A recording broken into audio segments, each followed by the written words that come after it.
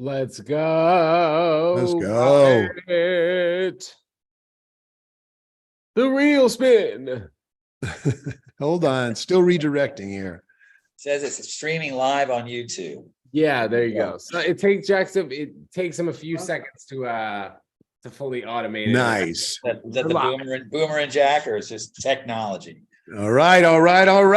Welcome you all out there, tennis nuts, to the real spin on tennis. This is our 12th one, and I'm really looking forward to tonight's show. I mean, we just finished the French yesterday.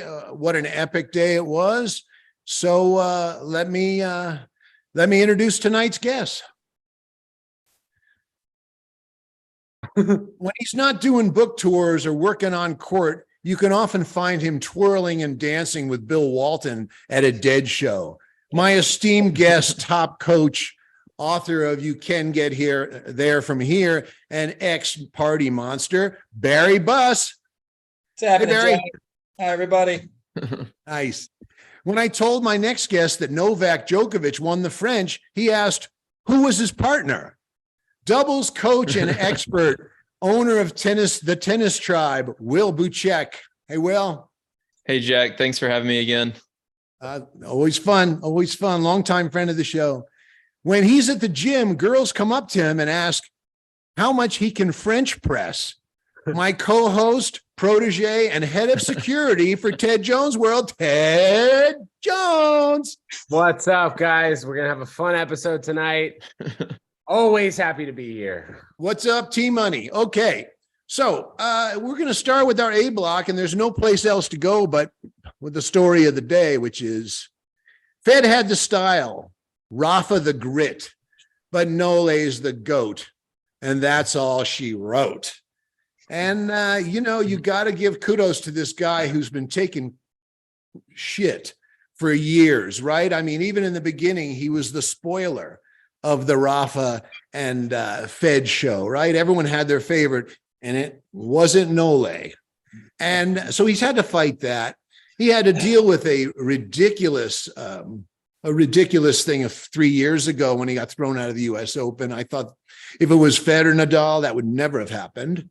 And then, getting aced out of all the tournaments in the last 2 years, Australia, US, Indian Wells, Miami, just really, I thought it was tragic myself, but he has somehow overcome all that. It's truly unbelievable to me.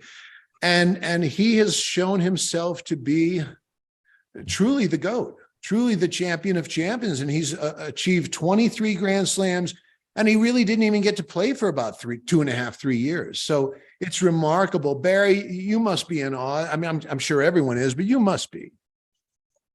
Yeah. Hey, guys. Having followed his career very closely and being Team Novak for quite a while, part of it's not surprising. It's nice to see that all is kind of back to well in the world. The pandemic is over. He's back to number one in the world. He's leading the all-time Grand Slam champ now, and just playing typical Novak ball, just grinding guys down and clamping down. And it's not as exhilarating maybe as Rafa on the red clay, but it's just so fundamentally sound and beautiful in that respect. But God, the guy's been through so much adversity, and you just, somehow, so this has always been kind of what separated him even from Rafa and Fed at the end. It's just, he's just a little tougher than everybody else out there. And, we kind of run out of superlatives over the years. He's 36 now, and he just rolled right through this thing again. And the quality of play in the finals was just stunning. So it's just, he, as I think John Wertheim said, this is just probably a stop along the way. There's 23 will not be the last of this. And I think he's on his way to more. And he's really finally, I think by every single metric that there is, he separated himself from the other two. I think it's almost not that that's necessary to have a dignified GOAT, so to speak. But it's just beyond impressive. He's taken advantage of a little window here where, the tour's down a little bit. I think this might be the weakest top 20, I think, in the last 25 years, if you go over just accomplishments and, the players that are in there right now. So it's changing of the guard going on, and he's still the king dog up there. Well, I guess that is a question before I leave you, Barry, is is it a weak top 10 right now? Let's forget the 20. Top 10. I mean, of course, Rafa, Fed, and Djokovic and Murray will all always be, you know, unbelievable. But I mean, Rune is a hell of a clay court player. The only thing I noticed was Rafa never missed. Right. You know, Rafa never missed. And I think Djokovic can beat all these guys in pretty much straight sets because he's a little more disciplined than they are. You know, they all seem to be going for too much, where Fed, only one match I can remember, Fed really went for too much. And that was the French Open against Nadal when he got waxed. Right. And he really looked bad that day. Right. But Rafa and Fed always played within themselves. And they had they always had a 50-50 chance with all the big four, you know, putting Murray in there. Right. I don't know. What do you think? Do you think it is weaker without? Yeah, I just, I mean, think back on the, even 5-10 years ago, it was Ferrer and Tsonga and Berdych and Monfils and Del Potro. I mean, the top four were just spectacular. And then, Wawrinka and so, and then the next gen that came up, the Tsitsipas kind of knocking on the door, and Medvedev and Dimitrov and these guys. It just seems like that's the, Alcaraz, Djokovic, or, Medvedev. You got Jannik Sinner, who I think is going to be. But those guys, I just think their body of work isn't there yet. It's just too erratic. I mean, how do these guys go out the first week of a major here again? Medvedev, Rublev can't pull it together. He's not making the second week of these events. So they're not showing, they're great in the 500s. They're knocking out 1,000 here and there, but it just, weekend, these masters or the majors are where it's at. These guys should be going deep into these, and they're not playing on that final weekend. It just says something. They're not quite there yet. So I think historically we've had, just a deeper, almost future Hall of Famers, the Tsongas. I mean, the whole French run there. Some people aren't going to like hearing that, because some people are trying to say Alcaraz is the next GOAT. He's the next one. He's got skills for days. He's probably a generational talent. I would absolutely agree with that. But listen, it takes more than that. The physical, the mental. He's not handling the stress of situations as well as he could. His body is breaking down. He's very young. That was amazing. He's cramping after 2 hours. So that's something. That's a red flag for me. That does not mean in no way he's not going to be in the Hall of Fame someday and racking up some serious numbers, because he's got all the ability. But I think we're so spoiled from these last, the top big three, big four here for the last, 20 years now, and it's just not going to be like that. And we're going to have to almost grieve and mourn and just honor what we've been a part of as tennis fans here. It's not going to be like that. And we want him to be like that so badly that we're maybe putting a lot on him more than is fair for him right now. But we've got to kind of settle in. I think ESPN was smart. They saw this coming. They knew that tennis was going to drop off a little bit. And, we got Ruud in the final of 3 majors in 12 months. You're right. It's not great for ratings. No, you're right. So, Will, what do you do? Yeah. Will, let me ask you, do you think, you think Barry's right, or do you think the clay exposes people's weaknesses, or let's put it this way, the consistency factor? You think the clay is what does it, or you think Barry's correct? I happen to agree with Barry, even though everyone's trying to shove Jannik Sinner and Alcaraz down my throat. No, they're the next Federer and Nadal. I don't see it yet. I don't see it yet. I don't see the consistency. Or is it just because we're in the clay court season? I guess probably both. There are like clay specialists, right? Like Ruud. Ruud's a great clay court player. Yeah, Rune, and then even some lower guys. I'd have to look at the draw, but there was a handful of guys that made the 4th round or the quarters who don't do that at your typical Grand Slam, but they can do it at the French Open if they get on a hot streak because it's clay. But when you're trying, the problem is when we try to compare somebody to Rafa or Federer or Djokovic, like it's just weird that all 3 of them happen to be like around the same time. So it's like the idea that we're going to have somebody else in 10 or 20 years with even 15 majors, like that's probably not going to happen. Like, because it's never happened in the history of tennis until like these last like 5 or 10 years when they did that.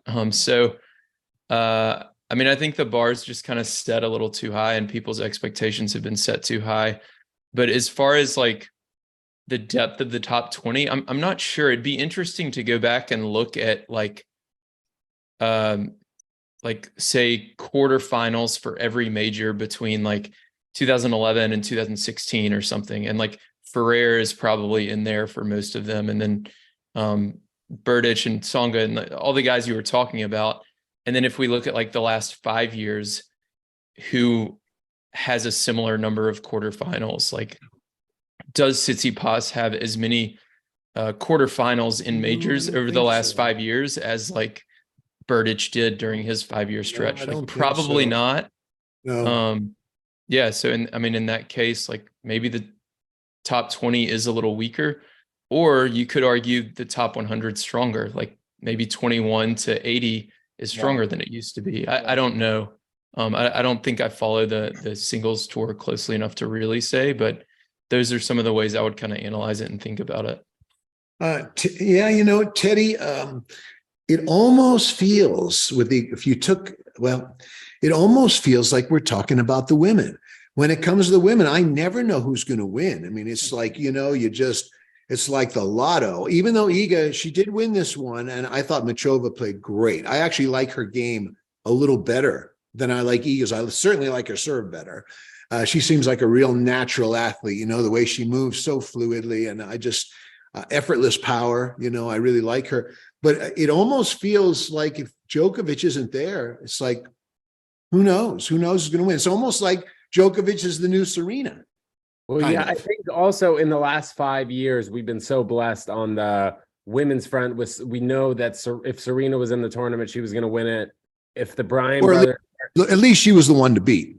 right, well, if the Bryan brothers were in the tournament, people were always watching doubles, you know, on the American front. If one of the power top 4 were in the men's game, people were always watching and interested. So I think over the next like 5 years, I think Iga's really going to be a force to be reckoned with. I think we're going to start expecting more wins from her. Like she's only 22 years old, which is crazy. And she seems so much older. She carries herself, I don't know, like at least a 26 or 27-year-old. But I just remember turning on the TV like 3 or 4 years ago and just seeing, you know, Federer versus Djokovic, and these guys were just crushing the ball every single point. And I can't really think of 2 guys right now that we've seen in the top 10 who are playing each other and kind of have that, you know, that 20 to 30 ball rally just slugging away from the backcourt. While everybody in the top 20 like has every shot. I think Will made a good point that maybe the guys who are 21 to 80 also have every shot. And at a tournament like the French Open, which really exposes everyone and their weaknesses on clay, that's a good point. So I think tennis is going to be more of like a kind of any man's game for the next 2 or 3 years until an Alcaraz, a Sinner, Kachanov, Tsitsipas, Rune takes over and starts to really get a stride and win more Grand Slams. Barry, have you ever played much clay? I have actually. Yeah, it was I was a good draw on clay. Grew up in a flat California hard court, you know, no spin was good, was the best spin. And yeah, so when I would enter a clay court tournament, guys were looking for my name. They were happy to find me. You know, it's funny, Barry, I was thinking, you know, there's this guy, I don't know his name, but you guys have all probably seen the statistic that the points are won in 4 shots. I just think that is, first of all, Jack, what do you mean, Jack? What do you mean on all tournaments? someone wrote some guy. I don't know. His name is Craig O'Shaughnessy. It's the brain game. I don't like it. No, I don't like it. yeah, I don't it's like not- it for many reasons. Number one, when you're talking about the best players, it ain't true. Maybe down in the first round, it's true. And when Barry, I go to you on this because you and I are coaches. I mean, I coach 6 days a week. Right. And I don't like that philosophy. I would never tell my kids that. Quick story, really quick. I had a few good players I coached at the SoCal Sectionals, which is a very good tournament. You know it because you're UCLA. So you know the sectionals right over at Los Cab. Yes. And back in 99, and Teddy, you know these guys I was coaching, Bijan and Steve Foreman and Warren Wood and all those guys. The week before I did a training camp. And so this shows how much I really disbelieve this O'Shaughnessy's methodology or take on the game. I played a game and I said, okay, boys, we're going to do something different today. And I had it all plotted out. And I said, we're going to play just one game to 5. Everyone pair off. We had 4 courts. We had 8 kids. And I said, we're only playing to 5, but you have to go 100 balls. The 101st ball starts the point. Oh, the kids.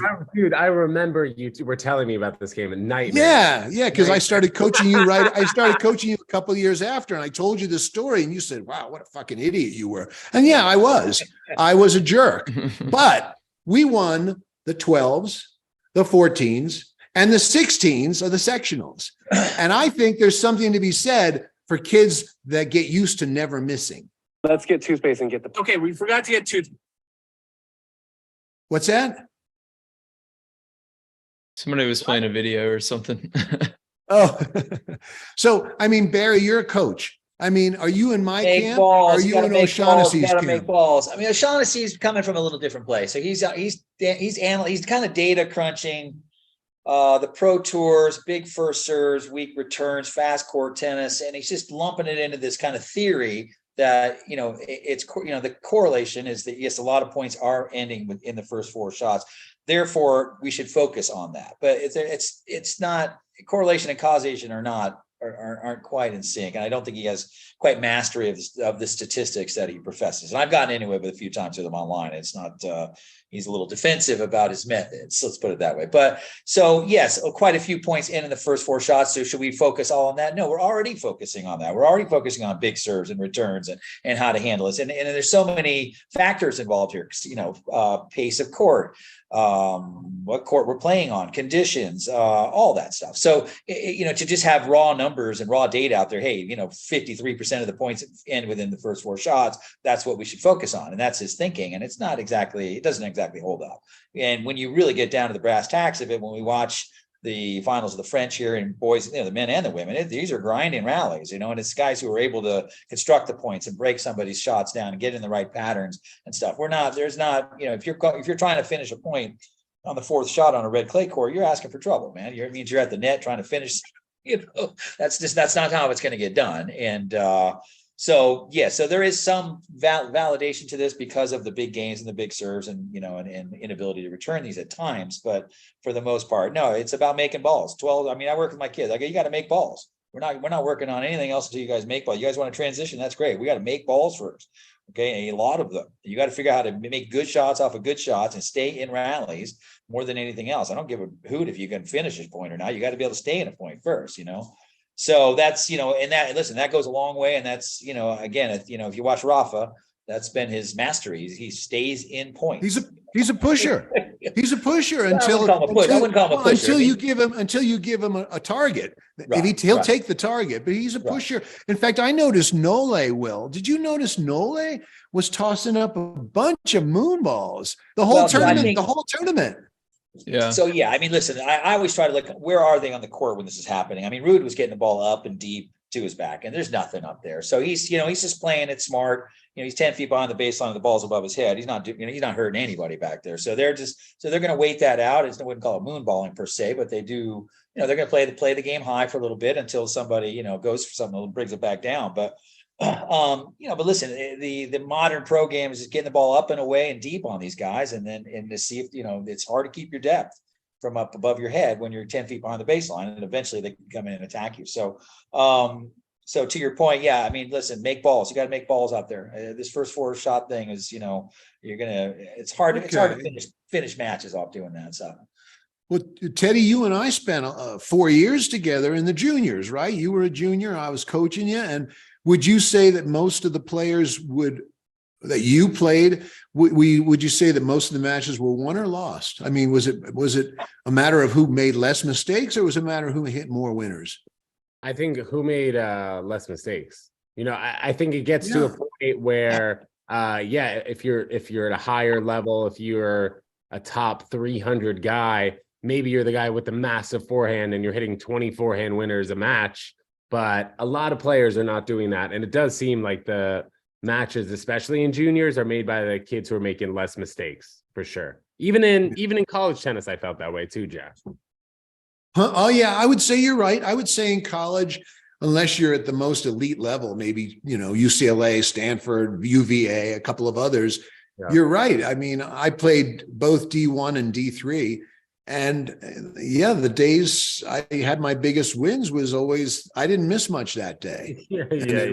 I never thought about the winner. I never thought about the winners I hit. It was just more like, shit, man, I just couldn't miss today. I mean, that's sort of how I felt on a good day. So when I think coaches harp on trying to hit a winner, within like the first 4 shots, whatever this guy was talking about, it doesn't make sense if you're outside of the top 300, I'd say. Yeah. Will, where do you stand? I noticed with Sabalenka, this was one of my problems. Even she's phenomenal. Of course, I'll admit that. She's an amazing athlete. She's strong as an ox. Her serve's a lot better than it was. But sometimes I feel like she just wails, kind of like almost in the vein of Serena, where, oh, I'm just going to go for broke. Or even Alcaraz wails seems like on every shot, where the big 3 or the big 4, you always knew you were going to have a creative point with an Andy Murray and a Fed. I looked forward to the matches like that because I knew it was going to be a journey, almost like a dead show where they bring you up and then they bring, and then they bury and then they bring you down and then you're down. And the next thing you know, you're dancing to round and round. That's kind of how I felt about the greatest players, where it seems like Alcaraz and Sabalenka, Alcaraz has got a great drop shot, but it seems like Sabalenka in particular, she bugs me because it just seems like kind of trying to play like Serena, but she misses. And so, I don't know. I think she could be the greatest. I mean, eventually, but it just seems like she's wailing. What do you think, Will? Yeah, I think for those two, they probably don't defend quite as well as they should at times. I saw a tweet during the semifinal on Friday that said like they had measured where Alcaraz makes the most errors from, and the majority of them were from like out wide in the deuce court, hitting a running forehand. So when you get him like stretching, hitting a forehand, he's going for too much. He's trying to hit this ridiculous off balance down the line winner, which he makes sometimes, and it looks great, but it's not worth it if he's not, on balance. So if you can kind of play him through the ad court and then get him to hit that running forehand from out wide in the deuce court, it seems like that's a good way to force errors for him. And I'm sure Sabalenka has very similar stuff, whether it's deuce court or ad court, I don't know. But you're a stats guy, so you know this stuff. Yeah, I found that tweet kind of interesting. And yeah, I mean, every player has their tendencies, and it's like, where do you make the majority of your errors and how can you learn to better defend? Because you're right, most points end in an error. So it's like, how can you avoid making the error and force an error for the opponent? And I think that's kind of what it all comes down to, really. An interesting point with Sabalenka, for those people who are redlining everything and taking it early and flattening it out and crushing the ball, that's all fine and dandy. When you're comfortable. And Medvedev does it too, but he's a little. He's got a little more shape on his shots. He's not trying to tear, put the ball on. I agree. He seems to play within himself more. Yeah, but that Sabalenka, when you're redlining like that, and all of a sudden a little tension gets into your system, whether it embodies in your hands or your arms and stuff, what little margin for error you had to start with, it just goes down to almost nothing. And then it's difficult for her because she doesn't really have a plan B. And plan B, she's not going to go back there and start rolling groundies and start digging balls out of corners. She's going to play from the middle and cut balls off and really just try to take the initiative at all times. So when she gets that little tension in her, and it can steamroll, it catastrophizes. And what, she lose 20 the last 24 points in this last match. I mean, it was just, it's hard to watch because she did this a couple Australias ago, and that's right. US Open against Fernandez. Yeah. So, but then she got over it this last year. She got her major in. So who is, who are we getting here? She seemed to get over her nerves for at least temporarily there, but so it's, she's going to be prone to that, where she just doesn't have a lot of margin to her shots. And when she goes south, it's going to, it can get pretty messy out there. Yeah, you know, Teddy, I noticed, speaking of that, on the same vein, what I was saying a little while ago about Nole, I used the word moonball. Okay, that's the wrong word, but you know, it did seem like he took a little something out of Nadal's playbook. It seemed like when he was pulled wide and wanted some time to get back in the point, it reminded me of Rafa, because Rafa would do that a lot. I mean, I would say 60% of Rafa's balls were high loopy balls, letting him get himself a set, and then he'd wait for his short ball. Right. But it just seemed like Nole took that out of his playbook. Did you watch many of the matches, Money? Yeah, I did. I mean, I definitely was paying attention to Djokovic the whole tournament. And then when the Djokovic Alcaraz match came on, I think probably like that was the match that everybody was waiting for this year. Well, we all thought it was the finals, but it I know, wasn't. and it was disappointing because Alcaraz started cramping. I don't know whether that was him not being fit. It was just a one-off thing, but kid's got to eat some bananas. You know what I mean? Nah, Nasty I test. think- Or you need to try some of that stuff from your boy with There the freaking Oh, the electric- water drop. Yeah, Yeah, well, it works for Nole, but I don't think that was it, Barry. I really think, I think McEnroe mentioned, or someone mentioned, stress will do that to you too. Yes. Not just Yeah. dehydration, but stress. There- And maybe there's at 19 or 20, he's just not ready for the moment. Yeah, it takes time. And, we watched a lot of how many of, we've all gone through a few cycles of these guys. We watched, young Agassi struggle mightily in the big matches. We watched early Djokovic really struggle. Watch early Djokovic, yeah. It took him several years of just trying to get this under control. Sampras had his breakout win early, and then he struggled for several years. Well, what would you say about the Federer and Nadal though? Did they really have a period of like whatever the year to 18 months? Fed had a little bit of a struggle. I think the year he beat Sampras, that following year, I think he lost first round of every major. And then after that, he started taking off. So, not Nadal, not so much. He was a team phenom and stuff, but it takes these, we're talking about, you're talking about world-class players, and then we're talking about champions. So you're going to beat Djokovic 3 out of 5 in the finals of a major. And that's a special challenge. And it's going to take a special player to do that. And he's not quite there yet. We got to realize he's 20 years old, and, even though Djokovic chronologically is 36, physically, he's impeccable still. And I don't think Carlos Alcaraz is able to really practice with anybody on clay that certain situation 3 out of 5 sets. You have to experience that a few times. Yeah, 20,000 people watching it live. It's just like, who is he supposed to practice with? There's a great picture right in the beginning of the match where they're at the net, and I think Djokovic is on the ground, is kind of almost meditating, and Alcaraz is jumping up and down. He's got to be 4 feet. Yeah. Mhm. Yeah. It's like, hey, dude, the match is down here, man. He was just too geeked up. You could just feel it. He was just too, he was super uncomfortable. He played got off to a terrible start. He settled down in the second set, but he just, he was redlining. You can always tell. Daniel Collins does this. You can see a lot of players who do this. They get too amped up too soon, and it's unsustainable. You're in this for the long haul. You got to be just as good in the first hour as you do in the 4th or 5th hour. And if you're burning that much energy, in hour number 2, just trying to get even, I don't care if you're 20 or I don't care how fit you are, it's not going to work out. Yeah, it almost reminds me of Jack. You and I have talked about this before, but like Agassi so frequently, just at random times during majors, would just lose the first set and then come back and win the next 3. He always lost the first set. I think he did that. guarantee. He did that more so than any other Grand Slam champion, and I think that just says like he knew that it was a freaking marathon, not a sprint.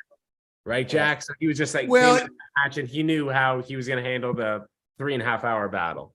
As Gilbert and all those commentators would always say, once Agassi got his shit together, he was on the A train, right? So he would just be himself until things got together. That's why he lost the first set so much.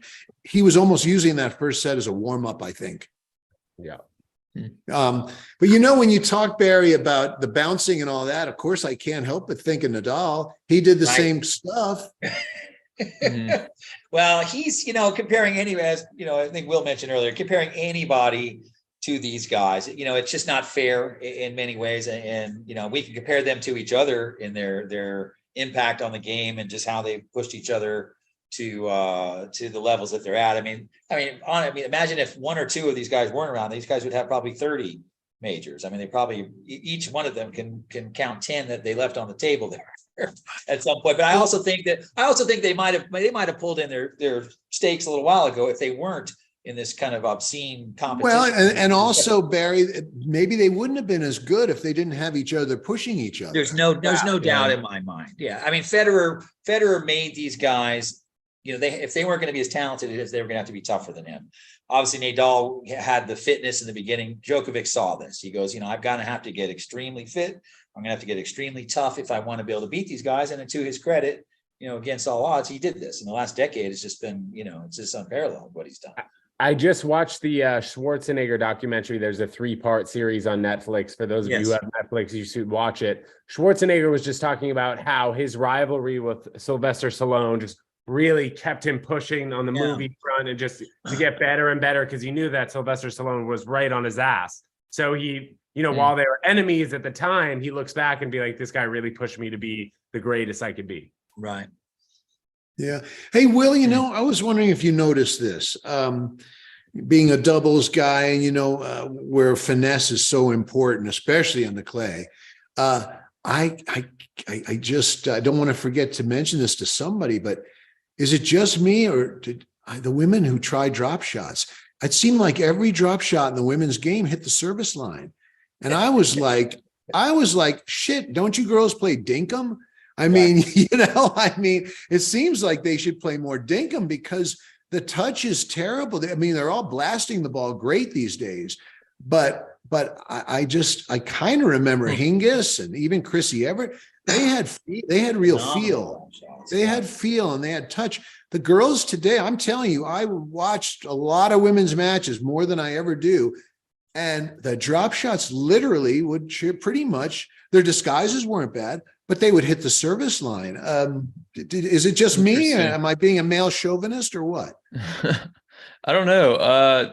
Yeah, I can't say I noticed that, but I'd be interested to see who specifically you're talking about. I would imagine the players who play more doubles do have a little bit better feel, So like Coco Gauff and Jessica Pegula are playing a lot of doubles. Krejcikova is playing a lot of doubles. And I know, I've seen them in singles, all of them kind of get to the net and have kind of pretty decent hands. Coco's have improved a lot, but she's still not where I would say Krejcikova is. But I don't think I noticed, but I wasn't able to watch a ton of the women's singles draw up until the last couple of matches. So I can't really say. I mean, I know the rest of you guys are chauvinists, but did you watch any women's matches? Ted, Barry, did you guys watch any? The hands could be softer. I think, low and short goes a long way in this sport. And I just don't think they use as much as they could. That's why Barty's little slice backhand was so effective. Just bringing the girls forward, getting them to take a hand off the racket and neutralizing their power shots. So you're not seeing as much of that. I mean, Pegula does a little bit more of it than some of the other girls, but it's such a first strike blast away style of play right now. And, it's hard to, it's one thing to talk about this thing, but if Sabalenka's hammering a forehand at you at 100 miles an hour, it's not that easy to pull the string on that and control it. Yeah. You're just kind of fighting for your life a lot of times. So there is a lot of that going on. So what you guys to meet Duke here. Duke's having a little anxiety attack here. Duke, my God. Yeah, it's not paying attention to him. What's up, dude? I also think, Jack, to go back to what you were saying, when growing up as a female tennis player, I don't know if there are female tennis players listening, you guys write in and let us know. Teddy, I wasn't going to tell them that you identified as a female tennis player. You're letting it out of the bag now. That's episode 13, brother. That's the pronoun. Pronoun episode. Go ahead. But to talk about, when you think about who you're gonna model your game after, you see someone like Serena, who's just power. You don't think about the hands, or you think about Justine Henin, and they're on such different sides of the spectrum. So I think Kenin. and I also think within the next 2 to 3 years, maybe we'll start to see something happen in women's tennis where now all the girls are playing like Jessica Pegula and they have every shot in the book, something like that, or like a Coco Gauff. I think that's a good point. Since Alcaraz came onto the scene so fast, last year and the year before a little bit, he started, he was using his drop shot so effectively. And there were several stories about it, how his forehand's just so big and it complements the drop shot really well. They work so well together. And I feel I don't know for sure, but I feel since then, more guys have started to use the drop shot. Way Me more too. so, Will. I noticed that, Yeah. Me Jack. I too. remember like when we were So, talking like- about this like 8 years ago, Jack, we were saying like, well, it's kind of cheap, and Federer thought it was even cheating to use a drop shot. Yeah, he didn't Yeah. like to use the drop shot. Sorry, Will. So Go like ahead. I think no, you're good. I think just we're gonna see like the game continue to evolve. Like it went from like Serena's got more power than everyone. So like now everybody was like, all right, I'm all in on power. So now that like most of the women's players have that, like there will be a next thing. Like maybe they'll look back at Barty's slice backhand and start to develop more of that or something. Who knows? But I mean, you're definitely gonna see kind of waves of different strategies come to light in each of the games. I agree. Yeah, on the women's side, I always thought Barty and Henin quit too soon. I Because to missed me, that. those were those. I don't think What's that? Barty was having fun, Jack. I mean, she could not, she Yeah. quit not once, but twice, you know, we forget that she quit already before. And, you know, it's just an odd, you know, she kind of gets left out of this kind of the mental health conversation that's going on in the gals tour, because a lot of the girls are having trouble right now. But, you know, she quit at #1 in the world. And she just said, I'm not having a good time out here. I So, don't wanna do Barry, this. I don't want to do this anymore. What would be a question that you'd ask her, Barry? You know, it's, you know, what is, obviously she was struggling out there because she quit a couple years ago and then played cricket for a little bit and then came back. So she's obviously, you know, a phenomenal athlete, and far be it for me to judge what another person should do. But it just seems to be part of the sacrifice and maybe just the commitment that it takes to perform at that level. Maybe she just burned out on it, which it seems totally practical. But there's a part of me that thinks, you know, maybe I just don't think she was enjoying it. And is there a way you can frame this? I mean, this is such a one in a billion opportunity for a young athlete, like to have to be the best in the world at something so challenging as tennis. That what was keeping her from enjoying that and being a leader of the game, you know? And you know, but she's been out a couple of years now. I'm not seeing any rumors of regrets and comebacks and stuff like that. So now Henin quit, but then she came back, you know. So there was a little bit of cloud around her quitting at that time, but you know, she came back a couple of years later and then gave it another shot. So Yeah, it's interesting. We really only see the early retirement in tennis. You know, we obviously see it in other sports occasionally, but right. more so tennis. You don't see it in golf. You don't see it in the baseball, Right. basketball, really Right. football, unless there's an injury. But it does Right. seem like it's a mental health situation if you retire early. Well, even if it's not such a big deal, I mean, look, you guys, I have so many friends that played the juniors, and some of them played college, most of them. But when they were done with college, they wanted nothing to do with tennis, No, I which know. I find really weird. So let me tell you a cute story, Jack. When I was, you know, this happened to me a few years back. I was doing a video thing out in Palm Springs, and there was, I just heard down a few courts down, these kids were just crushing the ball. I was like, wow, what is that? You know? So I walk over there with my buddy, and it was the Easter Bowl. I didn't realize that I was on site. For I the was Easter I was just going to ask you if it was the Easter Yeah, Bowl. and I said, I wow, know that's that- cool. You know, I and I was Palm just about Springs 10 well. years ago. I'm thinking, you know, I probably got a bunch of guys that I grew up with whose kids are playing tennis now. You know, I would imagine who better to lead this next generation into the sport, you know? So I Sure. go and I look on the draw and I see Steislinger. I see one name I recognize. And I literally Yeah. looked through the 18s and 16s and I did not recognize another name. And I kind of bothered me. I said, you know, I gotta ask a few friends about that. So I asked a gal friend of mine that I grew up with. I go, how come you didn't put your kids in tennis? And she said, you know what? I would never put my kids through that. And that stuck with me. I said, what is that Wow. that she was talking about? Because she, you know, she just, as soon as she was done playing, she was done playing. She would never put her kids in it. We didn't want them to be recreational players. So there's something traumatizing about the experience for a lot of kids if it's not processed properly. And, you know, and it's no, I mean, look at Anna Samova's taking a break right now. I mean, you can go right down the list. I mean, there's several top 10 women who are taking a big time out right now because it's not going well for them. Well, wouldn't you say that has to do, and Jack, you probably know as well, that might have to do a good amount with how they were raised parents wise, how the parents pushed the sport on them, you know, because I couldn't imagine like myself, I was for the most part pretty self-motivated when it came to tennis. My parents were very supportive and they always wanted to see me win, And they weren't tennis players, which might have helped. Yes. But also it was me. I was the one who wanted to go out there, and I would allow my kids to play tennis because I think you learn so many lessons about yourself just playing tennis. And I didn't have a bad experience from somebody yelling at me, telling me what to do on the court. Like, I think that what I went through, my kids would benefit from going through. Well, you're right about that because your parents would let you and I go to all the tournaments. Remember, except for one. I remember one in particular when we got lost and your dad went bananas. Remember, but in general, it was just you and I. And the fact that they didn't play tennis, it was like, oh, look at my booby out there. He plays such a nice game. Even if you looked like shit, they thought you were good, right? Because you're out on the court and they wouldn't know what to do with the tennis That's good ball. job security, Jack. Yeah, that's right. But I think you're right, Teddy. I think having non-tennis playing parents might be a good thing too, or non-athletic parents, really. Yeah. Yeah. Will, you got any thoughts on that? Why so many people quit so young our sport? I mean, I have to admit, I did it too, but then I came back, and I do know some tennis players that did what I did, which was, I'm sick of this shit. I'm gonna play my guitar. I'm gonna do something different. I'm gonna get a different job. I'm gonna have fun. And it was really nice at first because you're out of that pressure cooker, and it was really nice. But then I kind of missed it, and I said, well, the thing I do best in life is play and coach. What am I doing? I took a job, I think, for 2 years with Dun & Bradstreet, with a suit and tie, and it wasn't for me.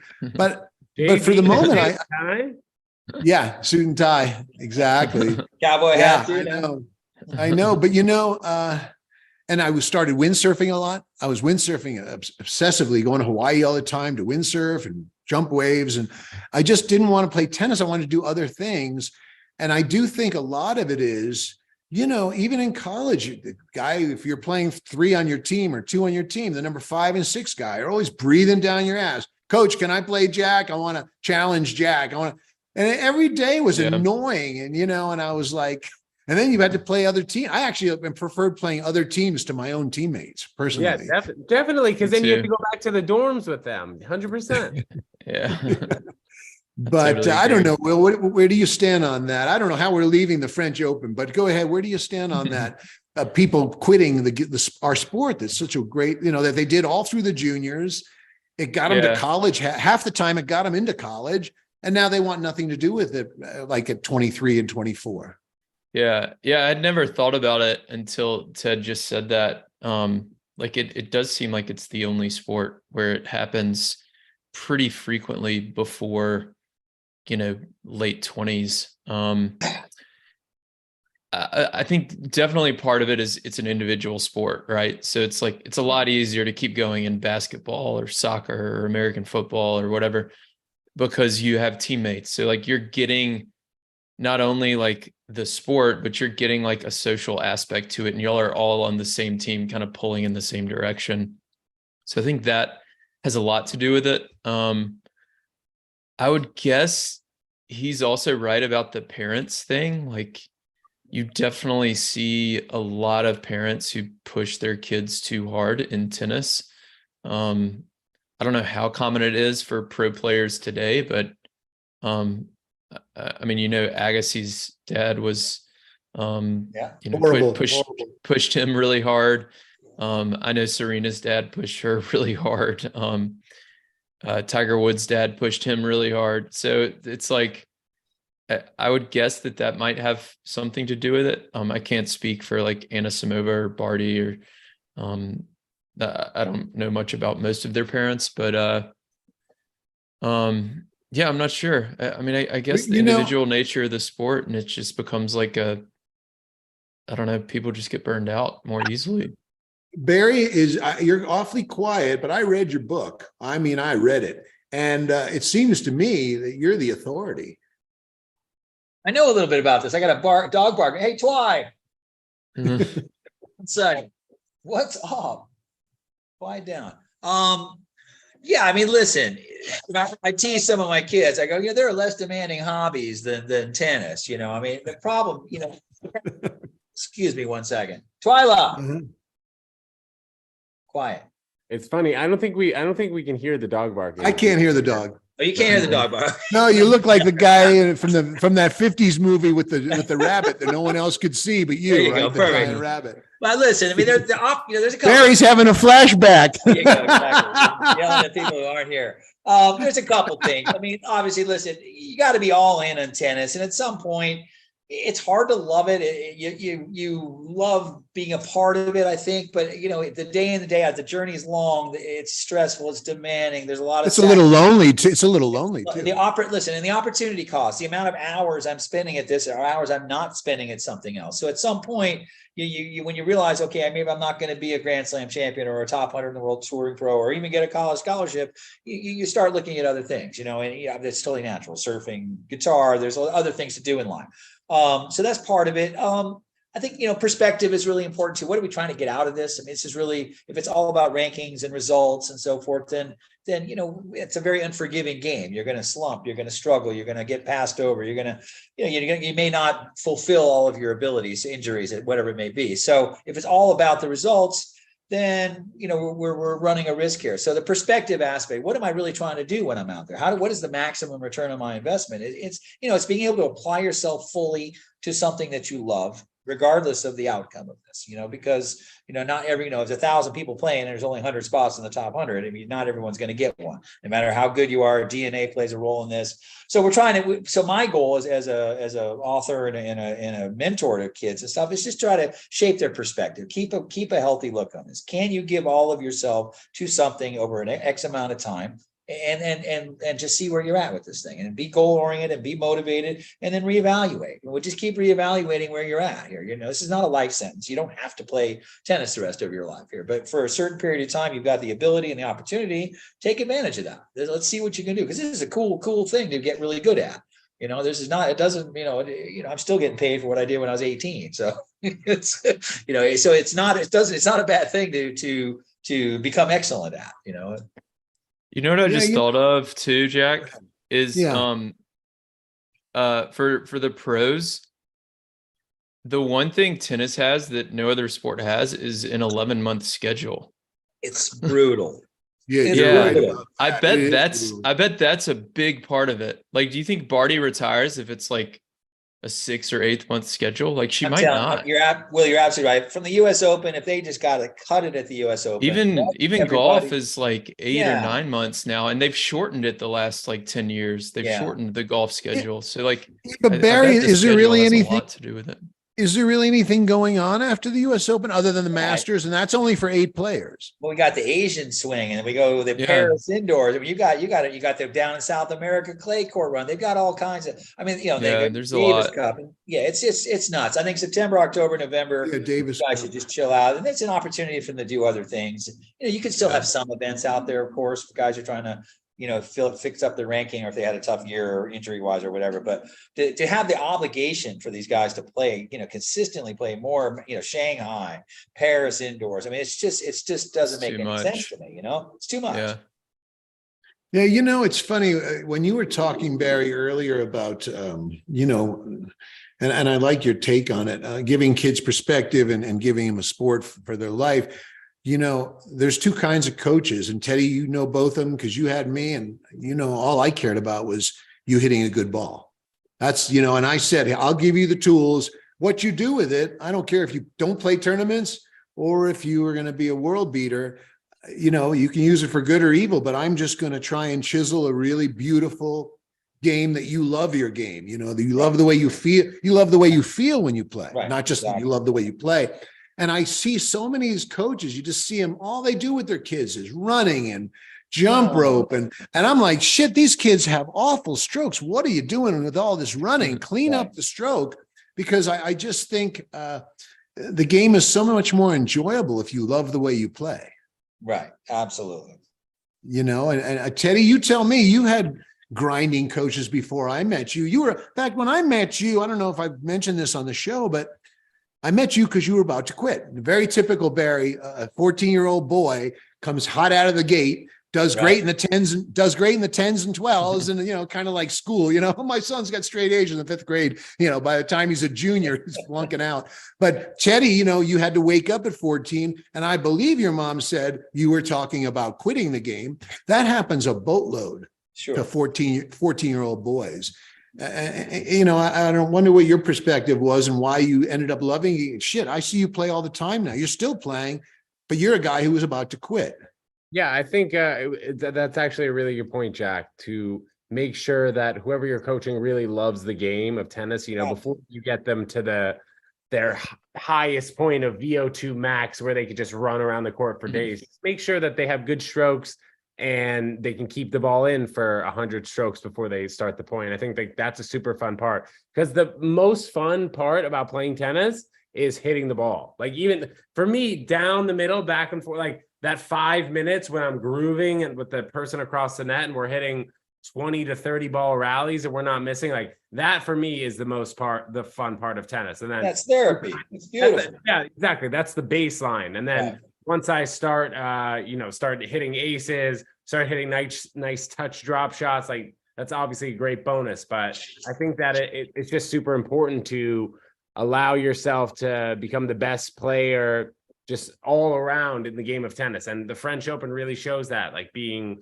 on clay and showing who has the best game and who has the best longevity in terms of not missing shots. And that's why the Wimbledon, I think, is going to be super interesting. And I think Alcaraz could be somebody, again, who we're going to be interested in watching and potentially take it. If Djokovic isn't allowed to enter the UK. Yeah, what's his status? I think he's allowed to enter there now, right? Yes, he is. He's playing the Yeah. US Yeah. Open and Wimbledon. I think pandemic's over, right? Yeah. Yeah, well, yeah, mean, according to Uncle See. Uncle For Joe. for the restrictions on tennis players playing tournaments. How's that? Yeah. Hey, It's- Jack, I gotta run. Hey, Will, gotta thanks go. a lot. Yeah. Will, I know you have to go. I had a hard stop, but we're only going to go another few minutes anyway. But thanks for showing up. Always Yeah. nice Yeah. talking. Thank y'all. Will, Yeah, I'll thanks talk to for y'all coming, soon. man. See you Good. soon, bro. Have a See good you day. later, guys. Bye. Later, Teddy, man. we got to Thanks, bring it bro. home, man. Let's So go. we'll just shift over to grass then. Wait, Jack, anyway. what kind of grass, bro? What kind of grass? I we was got? just gonna, it's funny. As I said that, you saw me go like this. I was like, well, Yeah, I know. yeah. I thought you were gonna light Speaking one of up. speaking of grinding, I remember that was one of the things my doubles partner and I used to do. Right, sophomore, junior year. You just turn on the speakers. You're gonna on have the to. You're court.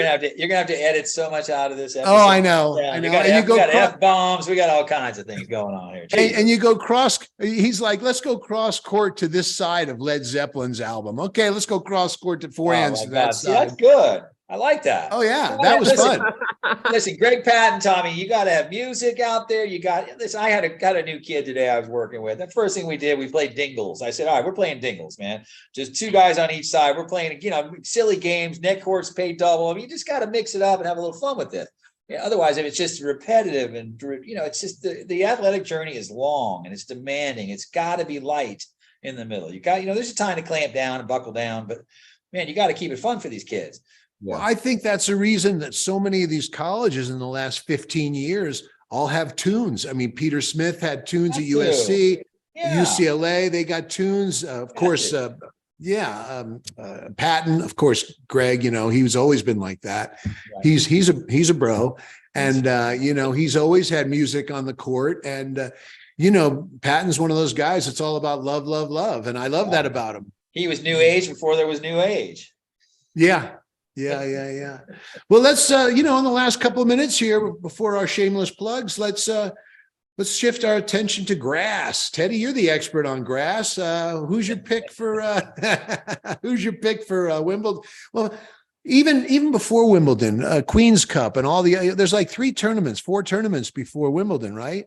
All on grass, Barry. You would know better than me. I don't have the bandwidth for all that, Jack. But yes, we got Queens and Birmingham, and there's that other one, Stuttgart. I think has got one going, and even Mallorca, and there's one up in the Netherlands. I thought so. And listen, it's all it's an interesting part of the season that somehow it's been able to survive. It coming post clay and post United States hard court season, so it's it's hung in there. It's not.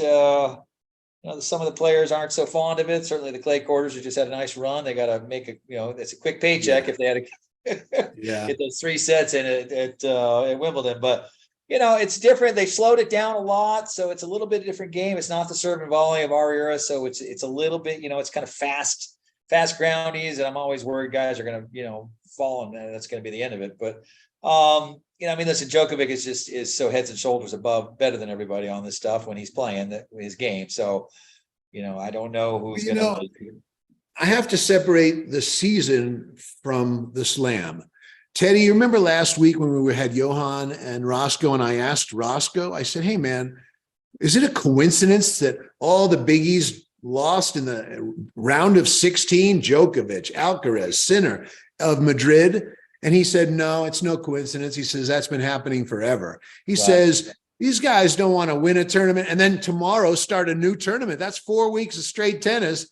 He said, and he didn't say it, but he implied that these guys would just play and get loose and warmed up. And if they lose, they lose. If they win, they win. But they really weren't trying their absolute hardest. He didn't say it. He didn't want to, but he said it's a coincidence that, Agassi and Fed, and Sampras would pick and choose tournaments. They always seem to go out in the first or second round right before the slam that they would win.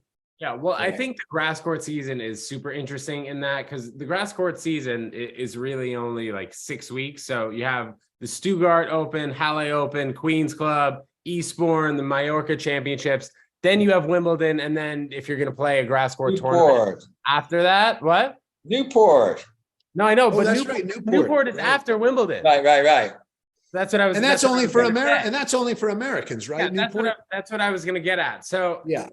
I think guys who are just guys are really just focused on getting that 500 title, which is Halle or the Queen's Club, and then winning that Wimbledon. So it really only feels like the guys who are top 25 are just focused on those 500 events and Wimbledon within that 6 week swing. So that's why I think the grass court season is super interesting. I think Tsitsipas is going to end up taking one of those events, a Daniil Medvedev, Maybe. Kachanov, Medvedev, I think will.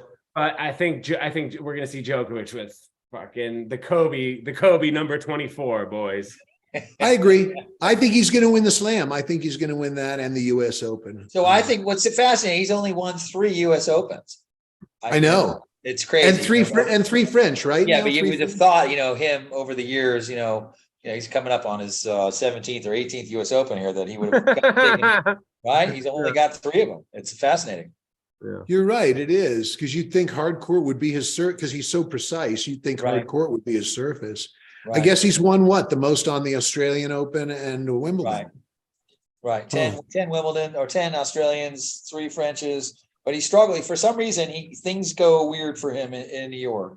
So hopefully he'll, he just had a little bad luck there. So you better talk to your boy, figure it out, see what he can do. I better go. Ted Jones cooking. Yeah, you know what? I hope by some stretch of the imagination, Federer gets a wild card into this year's Wimbledon and he wins the tournament.